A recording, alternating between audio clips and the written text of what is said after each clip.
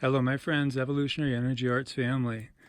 So, Zeke took us for a walk, and we were hiking, and then up on this hill, we saw something sparkling, and so we came up here, and there's this kind of indentation here. We couldn't find any reason for the sparkle, so it was kind of odd.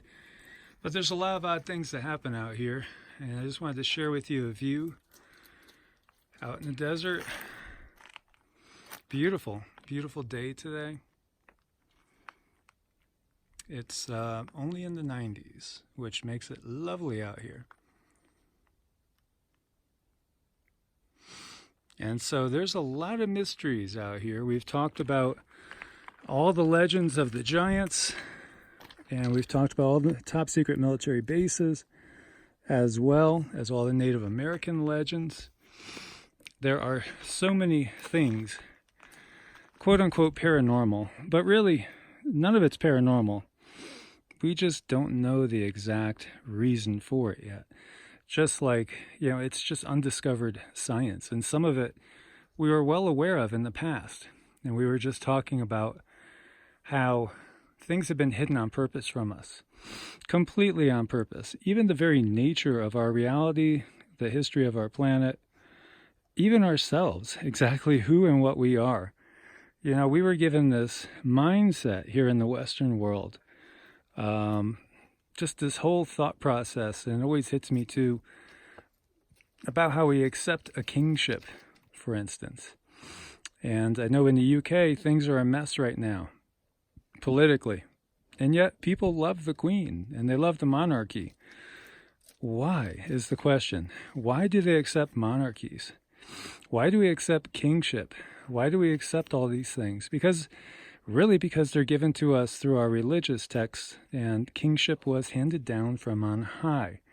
And so really, when you look at all the legends of the gods being here with us, living here amongst us and actually ruling us, and then we hear about the Pharaoh and how the Pharaoh was viewed as an actual king himself.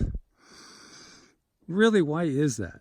Is it truly because of the bloodlines? Is it truly, because of the DNA? Is it truly because they come from a race that's not exactly what was here before? And whether we believe in Nephilim and Rephaim, or we believe in Anunnaki and Pleiadians, Greys and Dracos, we see the arguments over the semantics when you look at the comments.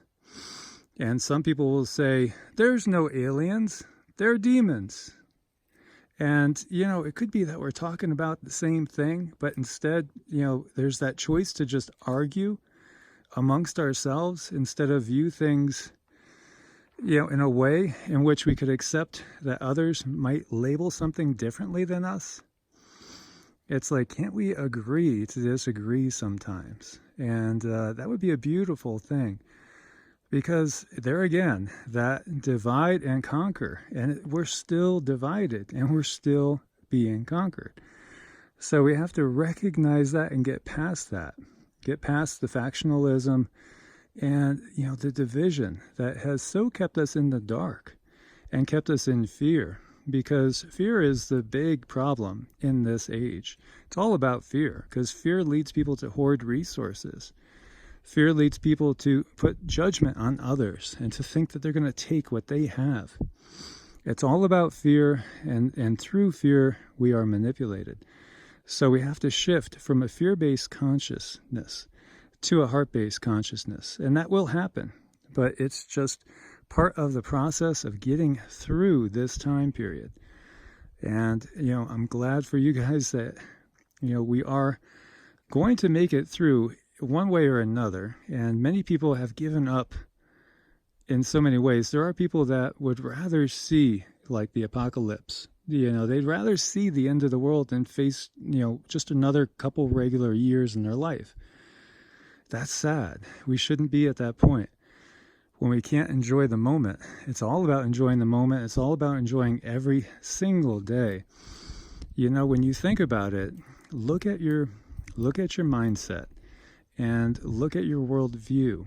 Would you rather see the end of the world than see peace breaking out all over, and people actually starting to work together and to solve problems together.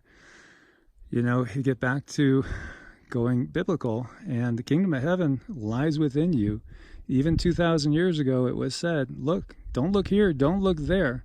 It's inside of you right now if you just cultivate it, if you just recognize it.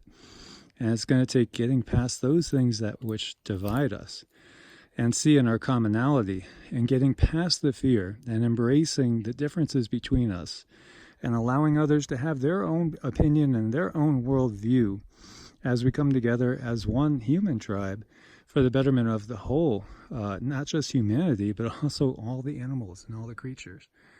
And, you know, I could learn a lot from Zeke because he is a pit bull, but you know he's a pussycat. And he is so loving, and he is just so gentle for a pit bull. He's the sweetest thing going. And, you know, he doesn't want to ever harm a fly, and he's always trying to get along. And that's exactly what we need. Even if we're lions on the inside, we need to still behave like a lamb sometimes. In that, you know, we have to have that, cultivate that gentleness. And instead of being ready to always lash out at the next person, criticize them, and, you know, put them down in any way, shape, or form, we need to look within and recognize that we are all here having this journey. And in a sense, we're all here together, and we're going through this together. So we need to band together so that we can change this world in a positive direction. Because there again, the kingdom of heaven is already here. It's already within us. It's just a matter of us making that choice. So my friends, as always, God bless and namaste.